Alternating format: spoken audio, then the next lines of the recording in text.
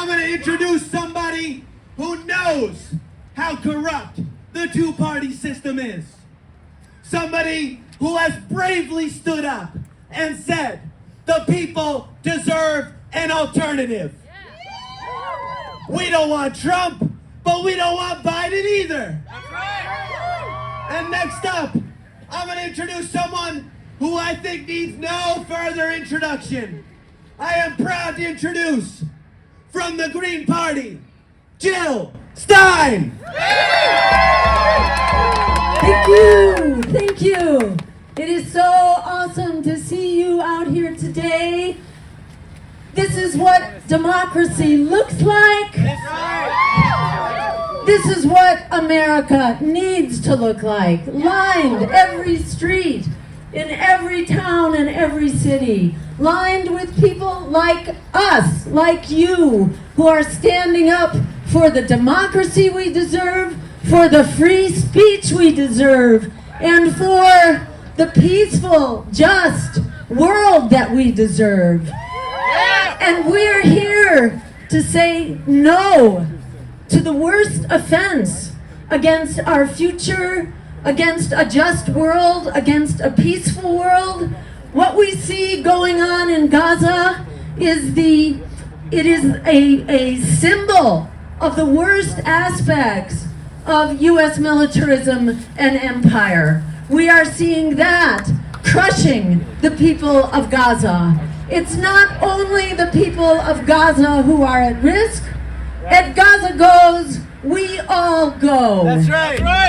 We cannot allow genocide to be carried out on our watch, in our time, with our dollars and with the weapons that our dollars have purchased. That's right. I am so inspired and uplifted by seeing people like you, like Students for Justice in Palestine, Yes. like Jewish Voice for Peace, Yeah. like all the groups who are represented here today who are not being silenced, because we know that Gaza's future is our future. What is being done in Gaza is absolutely unspeakable. The violence that is being inflicted by the Netanyahu regime on innocent civilians. At least 15,000 people killed to date.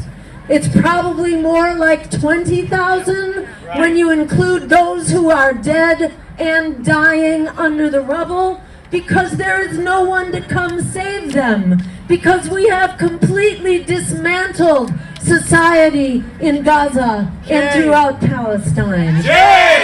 This is absolutely unacceptable that the Israeli Defense Forces, we should call them the Israeli Genocide Forces, that they are targeting children, women, journalists, schools, refugee camps, hospitals, health centers, you name it. They're going after every vulnerable institution, and every pillar of a civilized society is being systematically destroyed. It's a shame. You're not kidding, shame. And shame on U.S. institutions who refuse to see before our very eyes. We have genocide on full display. I grew up as a Jew after the Holocaust. My grandfather's name was Israel. My family had fled pogroms in Eastern Europe. I grew up dedicated to the proposition that genocide would never happen again. Right. And that means never again for anyone. That's right. So I cannot be silent, and I'm so honored to be surrounded by so many other people who have beating hearts, who still have a soul, who still have a conscience, who have not been lulled into being brain dead by the propaganda that surrounds us and tells us to accept what is absolutely horrible. What is going on in Gaza now is not just the death of thousands of innocent people. They are being starved, they're being denied water and food and electricity and energy. Their shelter is being systematically destroyed. Something like 50% of all housing is being destroyed and counting. So they are having to flee the bombs, and they're being bombed while they flee according to the instructions. It's absolutely shocking that anybody thinks for a minute that this is anything but intentional ethnic cleansing and genocide. Let's call it what it is. And we must insist that it come to a stop, because people can only live for so long under these conditions. And while there have been maybe 20,000 who've died already, there are hundreds of thousands that could die tomorrow because they don't have a drinking supply. They don't have clean water. They're exposed to the elements. They're sleeping out on the roads. The roads have been destroyed. They're told you have to migrate to southern Gaza, and there's no way to migrate. Shame! It is unbelievable and unconscionable. But there are 2 million people, 2 million people who in the blink of an eye could be wiped out. So it's so important that we do whatever it takes to stop this madness. The American people have already understood that this is what we must do. We know that it's now 68% who feel like and who understand, who know that we must have a ceasefire now. Most people, a supermajority wants that.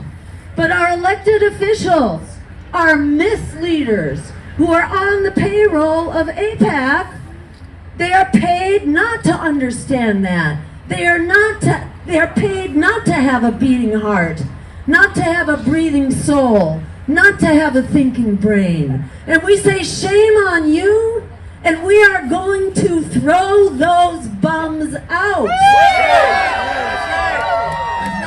And I'll only say that that is one of the main reasons that I am running for office now, to be sure that we will have a pro-worker, anti-war, anti-genocide candidate on the ballot across the country. That's right. And I will give a shout out. There are other principled candidates, like with Peace and Freedom, for example, in PSL. There are other principled candidates, but because our country locks out political competition, unless you are on the payroll of Wall Street and the war profiteers, unless you are part of the big parties, you get locked out.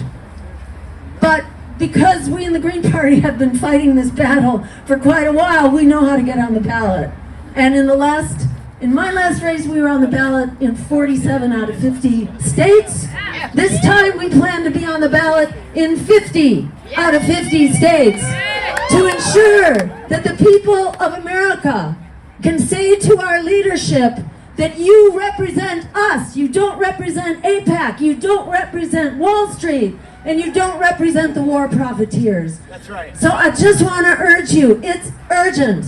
It's urgent, and we have to act way before the election. We have to act like in the next week, because the people of Palestine are not going to last. We have to recognize this is a supreme emergency, and I think it's really important that we put our heads together. Yes. We consider this a unifying beginning, Yes. but we need to keep talking to each other and come up with some strategies, even if it entails putting our bodies on the wheels of the destruction machine and the war machine. We've got to stop it, because there are millions of people whose lives are at risk right now.